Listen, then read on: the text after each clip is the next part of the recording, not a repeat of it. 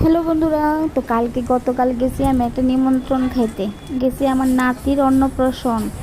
তো গেছি, তো ওইখানটা খুবই সুন্দর করে ডেকোরেট করছে, দেখো। তো ভিতরে গিয়ে দেখি খুব সুন্দর একটা গণপতি বাপ্পা। তো আবুটা ঘুমাই দিয়েছে, আবুর মার কাছে গিফটটা দিয়ে আমরা গেছি খাইতে। তো কি কি খেলাম তোমরা সবাই দেখো।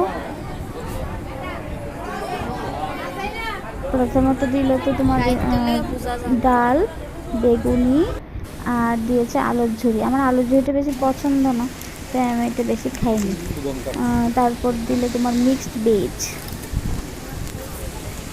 রান্নাটি না খুব টেস্ট হয়েছে। তো মিক্সড ভেজ, তারপর দিল চিংড়ির মালাইকারি, তারপর বড় মাছ, কাতল মাছ, তারপর চিকেন, পাঁপড়, শসা, তারপর চাটনি, আইসক্রিম। তো আমার ব্লগটা কেমন হলো জানাবে কমেন্ট করে। টাটা।